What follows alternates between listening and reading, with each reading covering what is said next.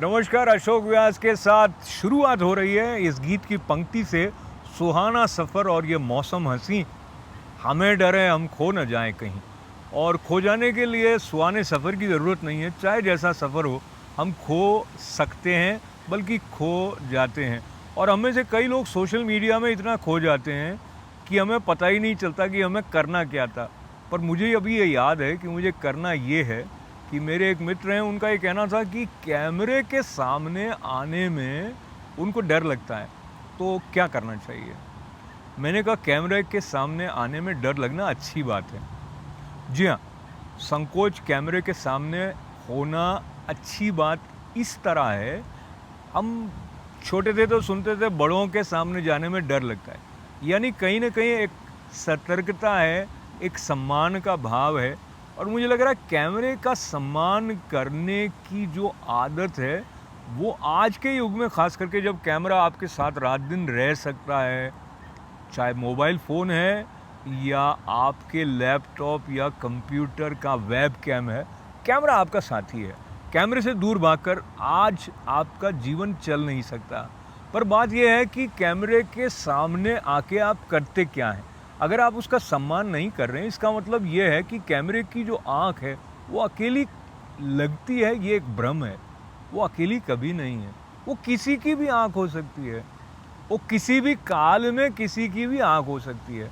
तो अगर आप कैमरे के सामने सम्मान के साथ नहीं आते हैं, इसका मतलब है आप उन सब लोगों के प्रति जो अपना सत्कार का भाव है उसको प्रकट नहीं कर रहे हैं।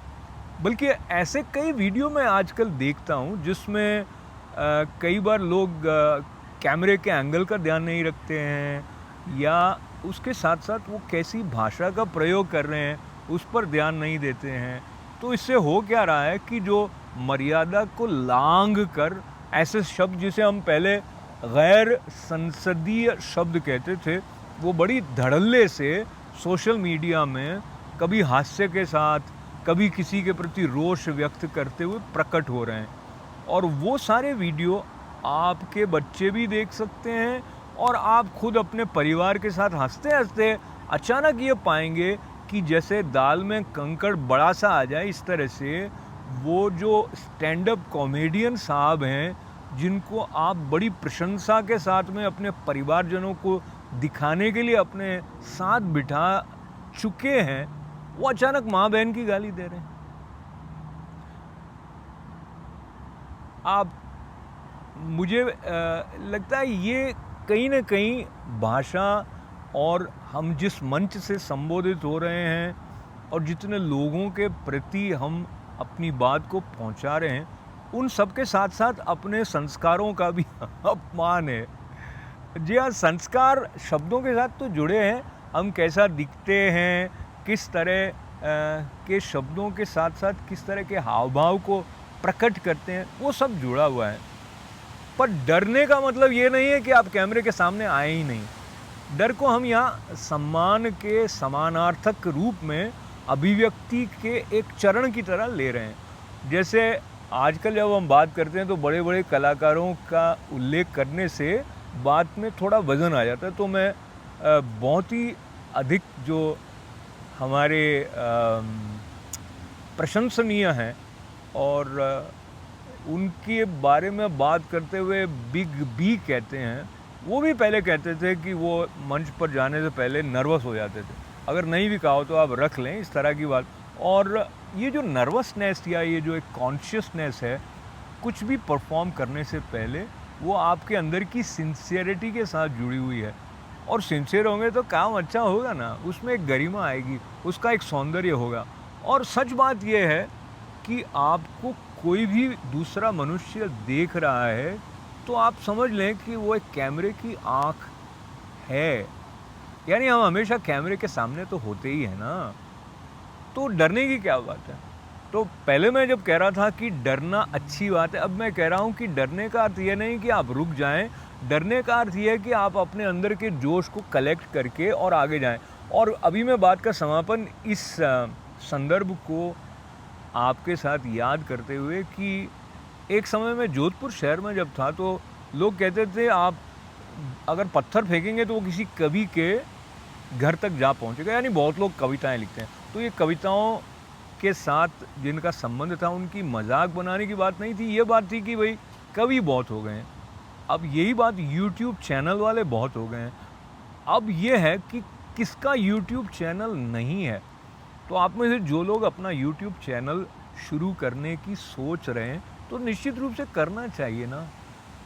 कैमरे के सामने आने में संकोच के अलावा अभिव्यक्ति का जो एक संकोच है उसको लांघने से आपके अंदर का जो आनंद है वो बढ़ेगा। और एक बात के साथ मैं इस हमारे संवाद का समापन करना चाहूँगा कि लक्ष्य के प्रति स्पष्टता होने से बहुत सारे संकोच अपने आप टूट जाते हैं, अलग हो जाते हैं। और जैसे फल पक जाता है तो गिर जाता है, तो लक्ष्य क्या है।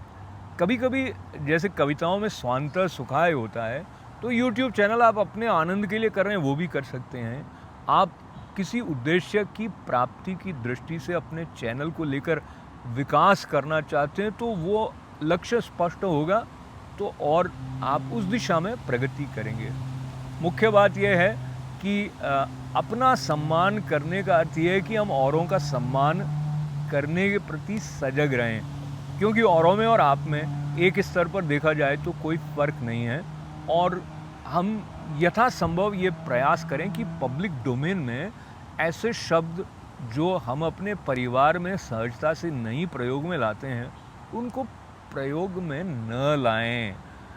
और मैं फिर एक बार दोहरा रहा हूँ, मैं बहुत अनुभव ऐसे प्राप्त कर चुका हूँ। जैसे आप गाड़ी पे चला रहे हैं, स्मूथ गाड़ी चल रही है और अचानक एक बहुत बड़ा गड्ढा आ जाता है तो जो धचका लगता है, वैसा इस तरह के शब्द जो कि आपकी जो कोमल संवेदना है, जो आपके भीतर की निश्चलता है, जो आपके भीतर का एक निश्चलता का सौंदर्य है, उस पे ऐसी कुठाराघात करते हैं, क्योंकि अभिव्यक्ति उनके हाथ से फिसल कर वहाँ पहुँच जाती है जहाँ सामाजिक मर्यादाएं अपने आप को आहत हुआ पाती हैं। तो कैमरे का सम्मान करें और साथ ही साथ शब्दों के चयन में भी सतर्कता के साथ साथ गरिमा का ध्यान रखते हुए हम अपनी अभिव्यक्ति करें। ऐसी मेरी प्रार्थना के साथ ये शुभकामना है कि आप कैमरे से संकोच करके अपने भीतर से जो प्रकट होने की अकुलाहट है उसको रोकें बिल्कुल नहीं, क्योंकि आप हमेशा अच्छे लगते हैं, आप अच्छे हैं। तो आपकी अच्छाई का एक जो प्रमाण पत्र जैसा कह दीजिए मेरे हृदय से आ रहा है, उसके साथ बहुत मंगल कामनाएं हैं। आप अपने उद्देश्य में सफल हों और कैमरे का जो साथ है वो सम्मान के साथ साथ एक संतोष को बढ़ाने वाला भी हो। नमस्ते।